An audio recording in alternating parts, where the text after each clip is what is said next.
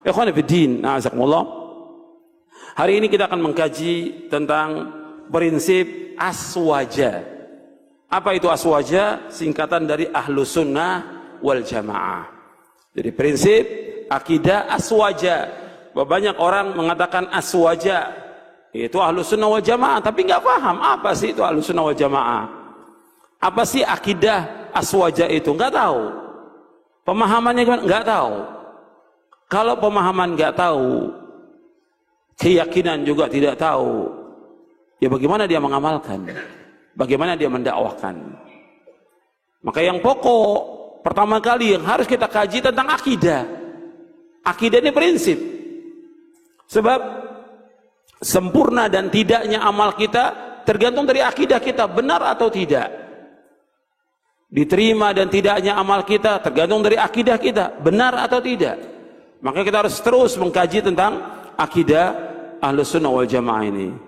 Maka saya sebutkan tentang prinsip aswaja, biar orang umum juga paham bahwa aswaja itu artinya Ahlus Sunnah wal Jamaah. Yang kita kaji juga aswaja.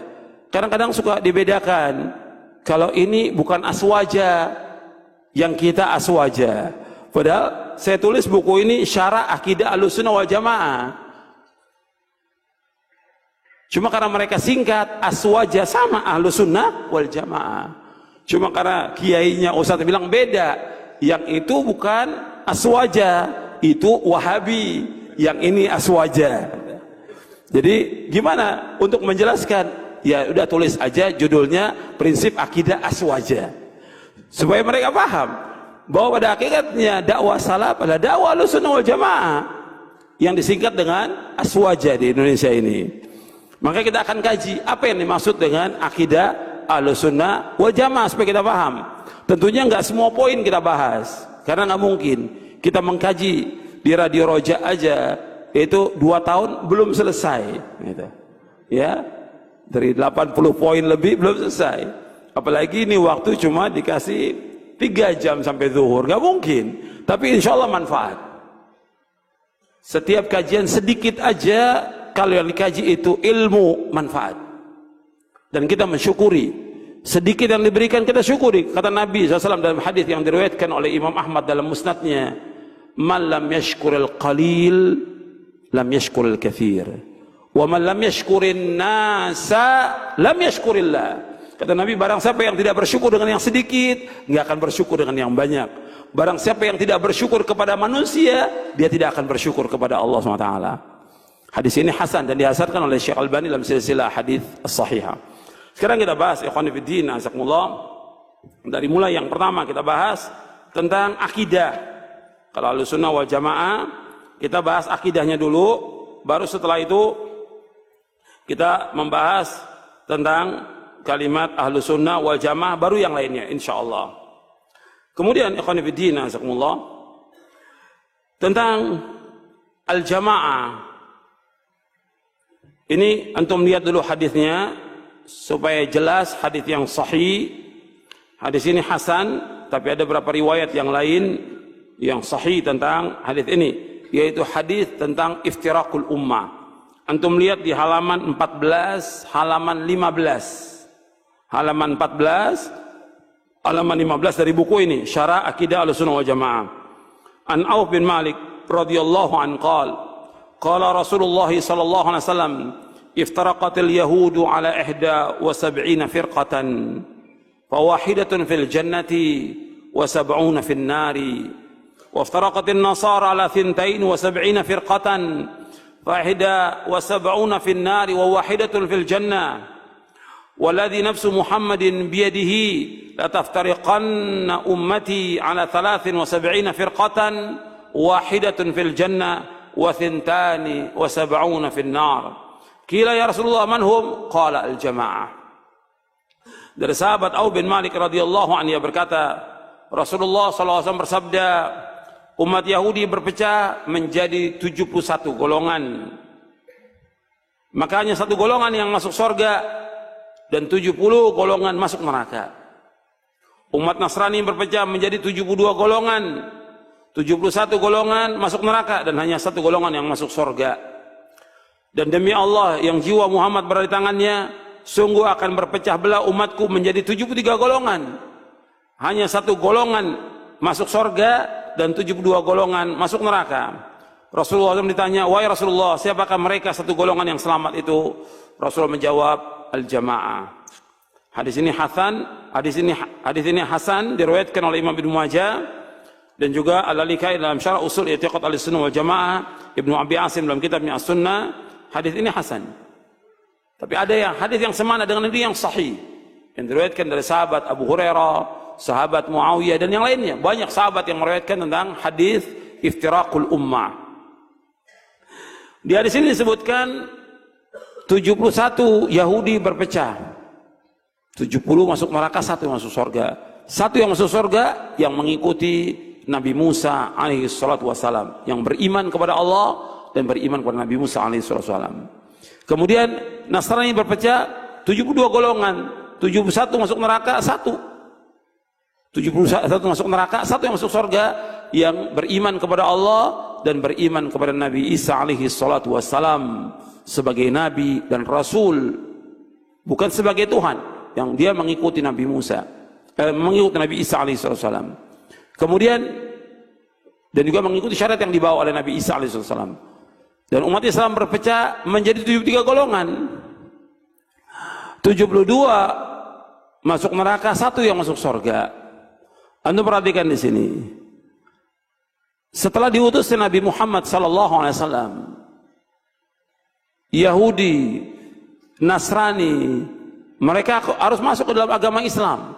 Setelah diutus Nabi Muhammad sallallahu alaihi wasallam, semua syariat mereka dihapus dengan syariat Nabi Muhammad sallallahu alaihi wasallam. Dan Allah SWT mengutus Nabi Muhammad sebagai khatamul anbiya wal mursalin, penutup para nabi, penutup para rasul. Makanya mereka wajib mengimani Nabi Muhammad sallallahu alaihi wasallam, dan Nabi mengajak mereka untuk beriman kepada beliau. Nabi mengajak ahlul kitab Yahudi dan Nasrani untuk masuk ke dalam agama Islam. Ini menunjukkan bahwa agama Islam satu-satunya agama yang hak, agama yang benar, agama yang diridhai oleh Allah. Dan umat Yahudi atau Nasrani setelah diutus Nabi Muhammad SAW, mereka harus masuk ke dalam agama Islam. Kalau mereka tidak masuk ke dalam agama Islam, mereka pasti menjadi penghuni neraka. Jadi kalau Yahudi dan Nasrani mereka tidak masuk ke dalam agama Islam setelah diutus Nabi Muhammad SAW, maka mereka pasti menjadi penghuni neraka. Dasarnya apa? Yang pertama ayat Allah berfirman, innal ladzina kafaru min ahlil kitab wal musyrikina fi nari jahannam khalidina fiha ulaika hum syarrul bariyah. Sesungguhnya orang-orang kafir dari ahlul kitab. Ahlul kitab siapa? Ahlul kitab siapa? Yahudi dan Nasrani. Dan orang-orang musyrikin, tempat tinggal mereka di neraka jahanam. Mereka kekal di dalamnya selama-lamanya, dan mereka sejelek-jelek makhluk di muka bumi ini.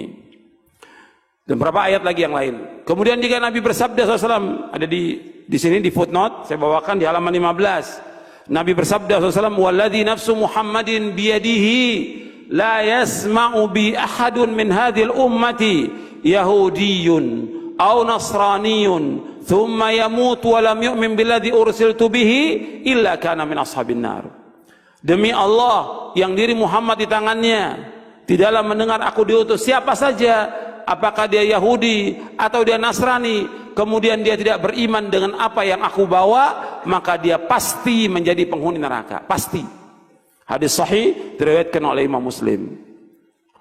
Makanya setelah diutus Nabi Muhammad, semua harus masuk ke dalam agama Islam. Kemudian umat Islam, kata Nabi SAW, berpecah menjadi 73 golongan umat Islam ini. 72 masuk neraka dan 1 yang masuk surga. Anda perhatikan di sini, menunjukkan bahwa berpecahnya umat Islam lebih banyak daripada umat Yahudi dan Nasrani.